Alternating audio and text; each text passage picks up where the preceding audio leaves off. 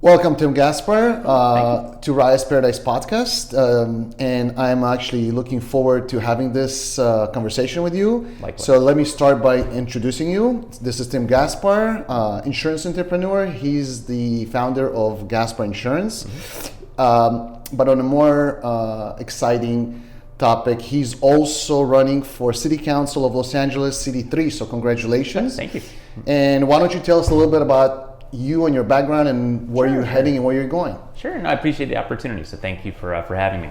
So a little bit about myself. So I was born and raised in the San Fernando Valley, went to all public schools. My dad worked for the city for Department of Water and Power. My parents divorced when I was 3 years old, and I got two really wonderful step parents on both sides. So again, grew up in Canoga Park and then Woodland Hills, and had a really great childhood. My whole childhood, I've really been wired as an entrepreneur, so similar to you. And so when I was, 7 or 8, I had lemonade stands and haunted houses that I built for the neighborhood.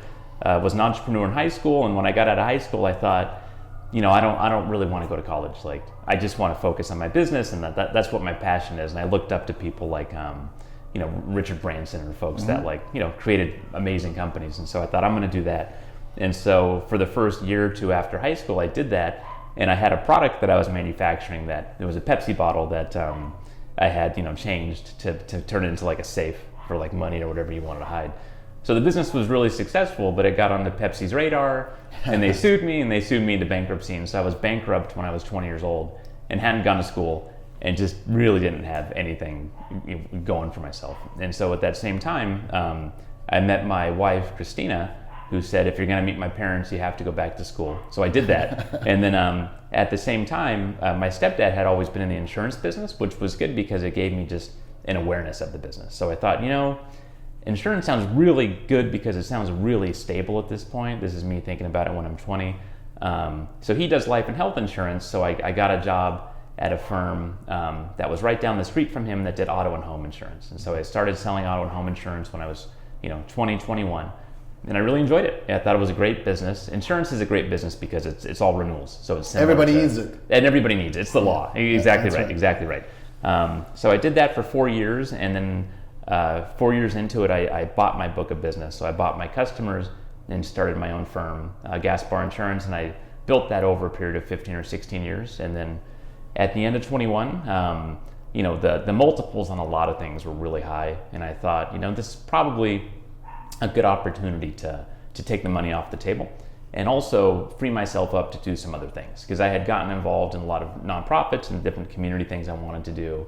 So I thought, I know I don't want to do this for the rest of my life, and I do enjoy the insurance business very much, but I just thought, I think there might be something else out there that I'll regret it if I don't pursue it. So I sold the business to a much larger company called Foundation Risk Partners. That was at the end of 21. There was essentially a 3-year contract after that for an earn-out piece where they want to make sure that the transition goes smooth. And so I just finished that up literally last month, and then last month also announced my candidacy for the LA City Council. Congratulations. So that's where I am now. Cool. Thank Excellent. you. Thank you. So as we speak, are you no longer part of Gaspar Insurance or the new entity that purchased you? Wrapping up. So we're currently, almost the end of January, and so I'll be out sometime in March. I just want to make sure the transition is smooth. So I'm still, showing up every day to help with the transition for clients and my team. But the campaigning to do it right and to really get out in the community and learn all the things you need to learn about, it's a lot. And so some folks I know will do both, where they'll campaign and they'll run whatever business they have or whatever job they have. So I'm fortunate not to have to do that. And the reality is they're both really intense jobs. And so if I tried to do both, I would just be really mediocre. Spreading too thin. It would just spread it too thin. Yep. But I'm thankful though on the timing where I'm still at the insurance office, especially this whole month, because the wildfires were the first part of this month, and we had a total of 15 families that completely lost their home, burned to the ground, and then about a half a dozen businesses on top of all the other claims for smoke damage and evacuation. So I've been able to help those folks while I'm still in the office, and so that's been a really positive thing, because I would have felt terrible if the clients that I had set up or helped sign up, I couldn't help them because I'm out of the business. I would just feel terrible about that. So since you touched on the subject of the fire, sure.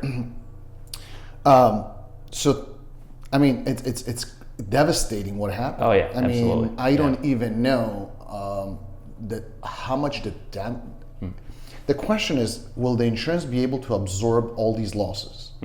It's just huge. I don't think California has ever seen anything like this, or even the United States as a whole. Yeah. It might be the costliest disaster we've ever had as a country at the end of the day.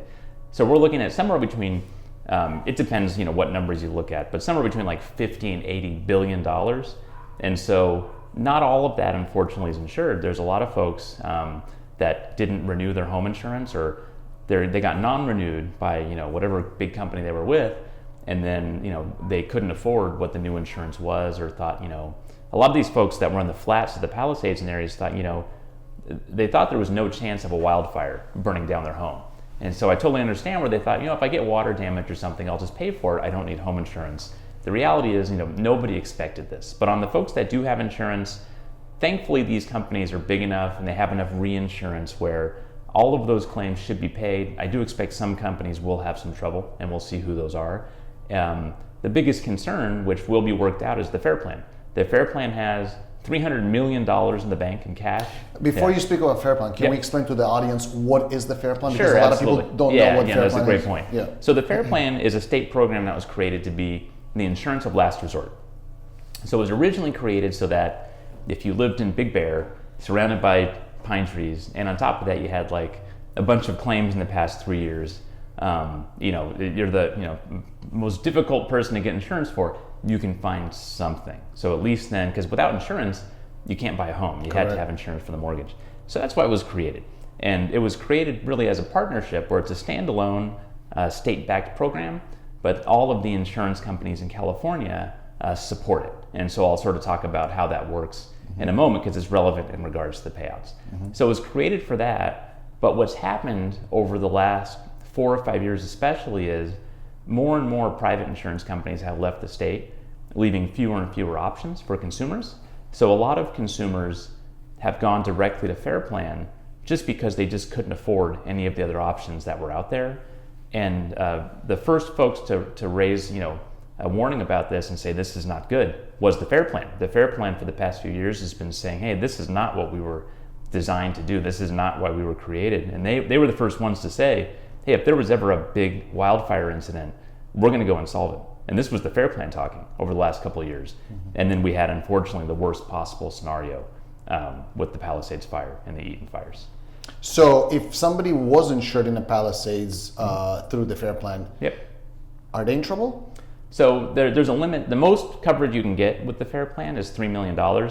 That sounds like a lot, but the reality is that's to rebuild your house. It's to pay for a guest house or a hotel, all the other structures, if you had like a detached garage, all your personal property, everything you own. So $3 million is a lot of money, but at the same time, a house that's especially, 3,000 or 4,000 square feet, you can burn through that pretty quickly. And that's under normal circumstances. But when you think about now, there's not enough contractors, there's not enough building materials. There's also the hurricanes on the East Coast from a year ago where they're buying a lot of building materials too. So we're in competition with them. And so the cost of construction is going to go through the roof. And so there's an issue in regards to just having enough coverage. And then there was what I mentioned earlier where the FAIR Plan is going to run out of money fairly soon. So they have $300 million in the bank, and then they have their own reinsurance. So insurance companies buy insurance for themselves, right, for the worst case scenario. So they've got a little over $2 billion in reinsurance. So they've got a bucket of money that's got $2.3 billion in it. They insured about $8 billion just in the Palisades alone. And so they just don't have anywhere close to enough money. And so thankfully that was thought about ahead of time. And the way it works is once the FAIR Plan runs out of money, all of the other home insurance companies in California have to chip in to make sure that FAIR Plan can pay their claims. And those other insurance companies knew this could happen. That was actually part of the reason that a lot of them left the state. Originally, they said, oh, we don't want to be on the hook if something happens with FAIR Plan. And now that's happened. So they're all going to have to chip in. But then what California residents need to know and won't be happy about is then those insurance companies... They'll raise the prices. Well, they get to do that, and they get to send a supplemental bill to all of their policyholders to get reimbursed for all the money they gave FAIR Plan. They can do that? They can do that. Yeah, there has to be a Department of Insurance approval, but the reality is the Department of Insurance will likely approve it because if they don't, those companies will just leave. And the last thing we need is more companies to leave California. So every resident in the state is going to get a bill, and it could be anywhere from $1,000 to $2,000 or $3,000 per person for the cost of having to make Fair Plan solvent. And the reality is, the important thing is that the folks that had Fair Plan will be taken care of and get their money. We obviously, want to make sure that happens. But the unfortunate part of this whole thing is, Fair Plan has been talking about this for years, this being an issue. Folks in the insurance industry have been talking for years about this being an issue. This was something this particular issue is something that was avoidable.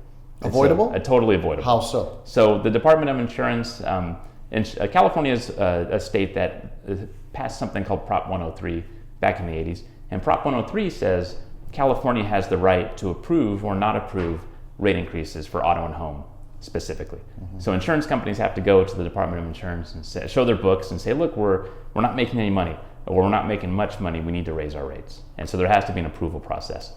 And so as of 2020, 2021, to give you an idea of where our rates were at, California was the second riskiest state in the country for insurance behind Florida, but we had the 9th cheapest home policies out of 50. So it was flip-flopped. We had some of the cheapest policies and the riskiest highest risk. States. Exactly. So as a result then we had a lot of fires in 17 and 18, the Woolsey fire. So insurance companies lost billions of dollars. So they went to the Department of Insurance and said, hey, we're losing billions of dollars. We need to take a rate increase on home insurance. And the Department of Insurance not only didn't approve it, just didn't say anything. Literally did not return the phone call. Just didn't look at the rates, didn't approve the rates. And the reason for that is the insurance commissioner is an elected position. And so we have an insurance commissioner who, one, literally has no insurance experience. And I'm not exaggerating. I mean, literally is never right now or back when it was passed? Right, the same. So Ricardo Lara is our commissioner right now. Before he was elected as insurance commissioner, I don't know if he'd ever stepped foot in an insurance practice. His total experience with insurance was maybe buying his own.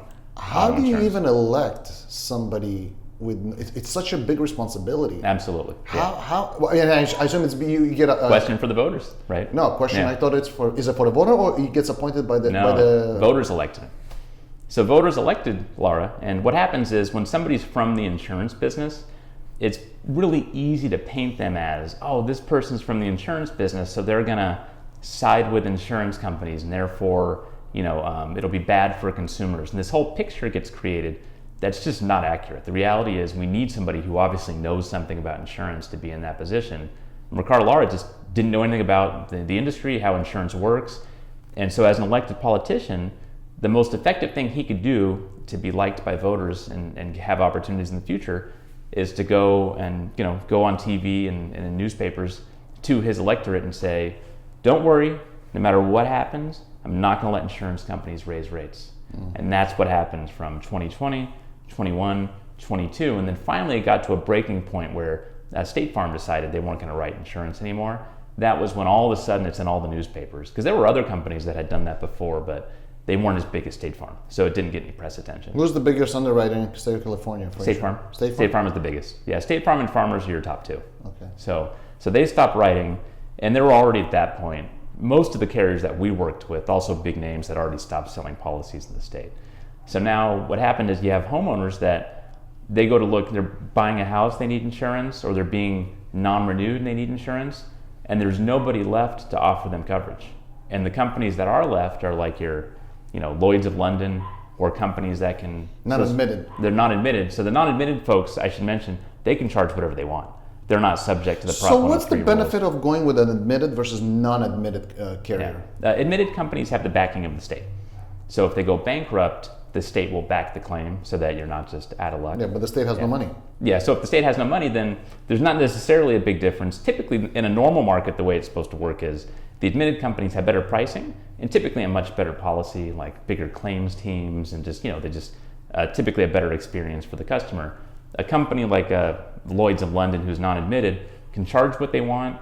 Typically, the policy is not great. It has a lot more exclusions. And then if there's a claim, typically it's a third-party claims adjuster, and that person might be great, but at the same time, it's sort of luck of the draw. There's just not as much accountability for the insurance companies. So since 2021, 2022, a lot of homeowners have been stuck with these non-admitted companies or the Fair Plan, which is why the Fair Plan ended up with so much business. So it's created, a perfect storm where all these folks have the Fair Plan, because the market was, artificially tightened, and that's why essentially we have such a lack of choices today. This is really devastating. No, absolutely. So what would you recommend with what's going on now? What or how shall somebody who owns real estate, whether it's primary residence, business, or investment properties, how should they protect themselves? I mean, listen, I hear things, first of all, like you said, insurance went up so people cannot afford it, or they just stopped renewing, they left the state. Yep. So you have fewer fewer providers that can insure you, and they don't take everyone depending where you live. So what do you do in this case? So the good news is it was just terrible timing. So because of all these issues, at the beginning of this month, literally the week before the fires, there was a memo that went out for the California Insurance Sustainability Act. And what it was is it's the result of everything that I just mentioned, where the Department of Insurance said, well, we have an issue here where we don't have any options for carriers. Let's see if we can come to the table and agree on a way to move forward. And so literally at the beginning of this month, there was an agreement made where the insurance companies would be able to take the rate that they need, which was really, really important, and then be able to offer some discounts that they couldn't offer before for folks that made smart decisions about when they build homes, like fireproof shutters or eaves that don't allow embers to get in, because those discounts weren't allowed before, which seems crazy, but the Department of Insurance didn't allow them. And then in return for that, so we let the insurance companies do that, and what California got in return is the insurance companies agreed, okay, if we agree on this, we're going to be willing to take a certain amount of the homes that are in brush areas, that are in high risk areas. And so there was an agreement made for that, and there were some other aspects to it, but those were like the main points that were relevant to consumers and the carriers. So when I was talking to customers, the first few days of January, I was telling them, I'm really hopeful about what the future holds in regards to the market getting better and having more options and starting to loosen up a little bit. And then we had the worst fires we've ever seen in this country. And so now we don't know exactly what to expect in the immediate future. As the numbers start to come into focus and these carriers start to pay out claims, are they going to stay and want to write more policies with the new rules? Or are they going to leave the state entirely? That remains to be seen. But to answer your question, for folks that are, consumers like us that need to have home insurance or insurance on commercial property or whatever it is, the biggest thing is, you don't want to file claims right now that you don't have to file. Because if you file a claim for like water damage for $5,000 and then the insurance company non-renews you for that, that would just be really silly, obviously. And then at the same time, making sure some folks, they just forget to pay the bill and the policy cancels. And then they have a really hard time. So you want to make sure that you're keeping the policy that you have, and then talking to an agent that is just up to date and up to speed on what's happening with the marketplace, so that when it gets to a couple months before your renewal, you're having that conversation. So what you don't want to do, you don't want to wait until the day before your policy renews and then find out you have no options. Well, do you think with all these, with such large losses, do you think the federal government will step in to assist? Well, it's interesting. So, Trump's in town today. And so what he said in regards to that, which and there's no way to know, how accurate he is or if he'd follow through, but he wants some changes made in regards to the voting rules to require ID. That was one of them. And the second one was to allow water up in Northern California to flow to Southern California. So I'm not sure if those are really going to be required things or not. But yeah, the federal government has the ability to step in big time. Through FEMA, right? Well, so FEMA will go directly to folks that are impacted, and that's federal, absolutely. So if you lost your home in the fire, you can apply for a FEMA grant, but those aren't very large. So the most somebody can get from FEMA is $50,000. Oh, that's so not it's much just at not all. much, yeah. So if somebody doesn't have insurance or their insurance is just very low, they definitely want to go after that FEMA money. But then the other thing that consumers get would be a SBA loan. So it's limited. But SBA loan is a loan. It's a loan. You got to pay it back. You have to go pay it back. So what homeowners can get outside of insurance is not much. Hence the importance of having the insurance. And the federal government's going to be there to help the city and the state with all the costs that we have for cleanup and all of the money that we spent fighting the fires. But that's that creates a cash flow issue, because we have to spend the money first as a city, and then we have to wait for the federal government generally to reimburse us. And currently the city of LA is really, for all practical purposes, broke. So now you've got a cash flow issue where we have to figure out how we're going to finance this. I don't understand how the city of LA is broke with all these fees and taxes and penalties. And I just think the city of LA does not know how to manage their finances. It's that simple. Yeah, it's like, in running a business, right? So it's pretty, so the rules to running a business, there's, one of the more simple ones is you got to keep your income higher than your expenses, right? The rule number one. Rule number one, right? Yeah. Rule number two, make sure you have insurance. Yeah, exactly right, right. So right, so when you have folks that, you have a lot of folks in government that they just don't have any business experience when it comes to being able to understand financials. And that's a critical part of being able to lead any sort of large organization, including the city of Los Angeles, is understanding what's going out and what's coming in. And so obviously, we've made missteps there where we're in a situation where we don't have any money. And there's a lot of reasons for that. We have liability payouts that are at a record. We had to borrow money to actually make the liability payouts that we have. And that's before any lawsuits related to the wildfires. So that's a significant issue. We've had a decrease in revenue because there's not as many, homes being sold. So there's a decrease in revenue there from some of those taxes. So there's a lot of things that are impacting the city budget. A lot of the, money that's going to, the different services that we have related to the homeless and the cleanup and all those things. And so a lot of money going out the door. But in my opinion, not a lot of things that impact the residents who are paying the taxes. And that's where the money should go. Well, listen, I certainly hope you will get elected, and it's one step at a time, and maybe starts with you, and then changes will happen. But with all these negative things that are happening, and all this devastation, from your perspective, do you see any good news or anything good happening from all this unfortunate, unforeseen events? Sure. Well, whether it be a person or an organization, whatever it is, typically growth comes from really terrible things that you go through, right? And so the reality is, like taking the Palisades as an example, we're not going to be able to rebuild all the homes and businesses and parks and schools unless we make significant changes to how we do things in regards to the permit process, how we do utilities, how we build, all these things, right? We can't just leave it how it is now, or this stuff will never get rebuilt.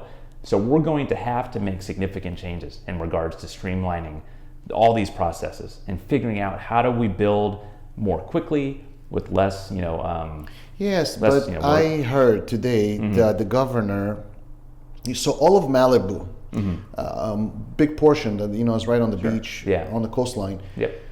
They have to go through the Coastal Commission, and I don't know if you know, but I've dealt with the Coastal Commission. Oh, I think it's a lot of hoops to jump through. I just don't think they're needed. It's a waste of money. It's a waste of headache. Right. And Coastal Commission is useless. And I went in front of them, and I had to. Anyway, I'm not going to get into that, but. So the governor said, for all the losses that happen in these fires, I'm going to sign a waiver or whatever he's going to sign that no Coastal Commission is needed. Yeah. But that's only for the affected area. So when you say we're going to streamline things in construction, is that also only to the affected area, or is it we're going to change it and we're going to keep it? Because they're going to say, okay, we're going to give it 3 years. Within 3 years, whatever you apply, it's going to be, no red tape, all that stuff. That's right. But then after that, we're going back to the old way. So the question is it going to, and I don't know if you know, it going to stick? Is it going to stay, or is it not going to stay? And that's. Well, so my hope is that, that being an example, that they're going to waive the Coastal Commission requirements, and I know that there were other things that were being waived that are similar to that. My hope is that as a result of that and a lot of other changes, we will be able to get the homes and businesses rebuilt much more quickly than normal circumstances. And then as that happens, as citizens, as folks that live in the city, we can all take a look at that and say, look, it worked. Look what we were able to do. We were able to build all this in half the typical time, and we're able to do it for less money, and look how successful that was. And as a result, it's not like the coastline was totally destroyed as a result of doing that, right? So when we look at that and that's the result, as voters, we have a responsibility to demand, look, this worked well, we want to keep doing this. We don't want to go back to the old way. That's right. But that's something we have to decide as voters. And so when we have options in regards to who to vote for, we need to vote for the folks that are going to make sensible decisions and common sense to do that stuff, and not just like the platitudes that you get, or just business as usual. Business as usual, we're going to keep getting the same result. We have to change things long term in order to be successful at this. Well, I really hope that this will. A lot of people are upset. Absolutely. Rightfully so. And I mean, I've been upset for 20 years, but Sure, I'm one of very few people. But now that this happened, and a lot of people are upset, and hopefully they will wake up and say, you know what, things are not managed right. Yeah. But with that being said, do you think what's going to happen with the mayor, governor? Do you think any consequences? Well, that's something. So the nice thing about our democracy is voters get to decide that. And so I know there's been talk about recall efforts. Right. So I have two issues with recall efforts. One is it's expensive for the state. It costs millions of dollars to do a recall election when, for the Mayor Bass, her election's next year. So as voters, we can just decide to make a change if that's what voters want to do, right? So that's number one. And number two is if we look at, our own recourse as voters being just to recall somebody when we think they're doing a terrible job or, we don't agree with what they do, the problem is if that happens for one person in office, it could happen to anybody. So once that starts happening, if that becomes the norm, it means like maybe next time somebody we really love gets elected as mayor. And maybe it's somebody who's fixing this problem, fixing all these issues, but maybe there's a cohort of people that really dislike that person. And then they start a recall effort. And so I think as a democracy, we make a decision, then it's for a certain term. And I think we have to, for lack of a better way to put it, we just have to live with that. And then when that person comes up for re-election, we have the opportunity to make a change. And if we keep somebody who's not effective, again, that's on us as voters, unfortunately. Well, let's see what happens. We did, the governor was recalled and they voted him again. So I guess they were not that dissatisfied with him. I don't know how is he doing now. I really don't know, but I know that there's a lot of heat going. Sure, absolutely. And a lot of people are not happy, even those who believed in him and her. Well, she's new, so but he was the lieutenant governor and then he's the governor, so he has. He was mayor of San Francisco before that. Mayor of San Francisco, and then he was so he has a lot of history in a political world. Yeah, so, he does for sure. Tough to, it's a big state. It's tough to know if you start an effort, whether it be to recall somebody or somebody that you're backing to get into office that you think like, oh, this person's going to resonate with everybody. And you just never know because people are dynamic and you find out there's a certain, subset of folks in a particular area or whatever it is that feel differently. And sometimes it's hard to predict that. I do believe that the state needs significant changes. Yeah. There's a lot going on. And, I'm running my assisted living facilities, and it's very devastating that anybody can come in and you looked at them wrong, and they will go and file a lawsuit, and even though you're 100% innocent, and even though you will win, you still need to go through the aggravation. You still need to hire a legal counsel to protect, and all that costs money and time. That's right. And the whole, if you ask me, the whole system is messed up. Oh, it's completely broken. It's so messed up. It's not even funny. And I don't see that the state is doing anything about it. No, the state unfortunately supports that. And anytime if I was to campaign and have one of the things I'm campaigning on be tort reform, which is exactly what you're talking about, I would get totally destroyed by the Plaintiff Attorney Association, because this is like how a lot of people make a lot of money. There was a study done within California, and I can send you the info on it, but it was a study on frivolous lawsuits and what it cost the average citizen. It cost the average citizen in California, the average Californian, $5,000 a year. $5,000 a year from frivolous litigation. Because all of the insurance that you have to have, a lot of which frankly you wouldn't need if it wasn't for frivolous lawsuits. I mean, to put it frankly, and that, all of those costs, all of those premiums, you have to pass those along to the folks that are your customers. And that's the way it works for any business. But don't you believe there is a time or a moment where just people say enough is enough? Yeah, I don't care what about the attorney association or the plaintiffs. It gets to a point where it just doesn't make any sense. That's right. Yeah. I don't understand why. I don't care whether you're Republican or Democrat. It's just wrong is wrong, and certain things are wrong. And I believe this is wrong with a lot of other things are wrong. Absolutely. And I don't understand how does the government. But again, I think the governor and the whole state government. I think it's all corrupt. Well, it's all the same group of folks that are all generally friends. And any group of friends that's been a group of friends for a long time, they owe each other favors, right? They want to be able to do things for each other for favors in the future. And I get that, that's a lot of just how life works in general. But at a certain point, it becomes something that just creates a very dysfunctional state and a very dysfunctional city, because there's no new ideas. There's, like the fact that, Sacramento is primarily Democrat, and this is speaking, I'm a Democrat, but I think when you have a room full of people that all think the same way, that's a problem. And I don't care if those are people that agree with me or not, that's an issue. You have to have people in the room that have an opposite opinion, that say, okay, well, before we pass this law, let's at least take a look at the other side of it and the other consequence of it. And I think right now, a lot of times in Sacramento especially, that doesn't happen, because it's a one-party majority and they come up with an idea that's good, and or it passes. for other reasons, and it passes. And then you realize there's a bunch of unintended side So any effects. good news for California or not? Yeah. Tell me. Is No, there, I feel like or I'm should I just- just pack up my things and go to Florida? The reality is, or Texas? a democracy, I think the way we designed it works, and so it's not perfect, but it's the best option that's out there for governing. And I think the reality is that we are at a tipping point where people are really unhappy with all of the things that are broken in our state, and I do think we're going to start to vote differently as a result of that. And I think you've seen that happening in our country already, and folks are looking for change in regards to being in a place that doesn't have these issues. And typically when you think about different cities in the country and different states, there's no particular place that's always had it together or always been wonderful. Places go through changes. They go through parts that are difficult, parts where they're broke, and then typically come out the other side. And I think that'll happen for us. We're not going to be in this boat forever. We're going to make changes that'll be an improvement. Any good news on the insurance world? Yeah, I think so. The wildfire is going to be something that's going to have a negative impact for the immediate future, right? That's going to be a problem. But it's not going to go on forever. And so those laws that were changed, the Sustainability Act that was passed literally just before the wildfires, is going to have a positive impact. It's going to allow the market to be a normal market with companies competing with each other. And you're going to have technology that comes out. And technology is a big part of improving a lot of things. But you have technology related to how homes are built and the materials that are used that are going to make homes much tougher to burn down. Not impossible, but much tougher. And that's going to do wonders in regards to being able to make home insurance affordable when you have a house that much harder to burn down, leak detectors that shut off the water automatically if there's a leak, better burglar alarms to keep criminals out of homes. All these things will help to keep claims down, and that'll normalize the industry.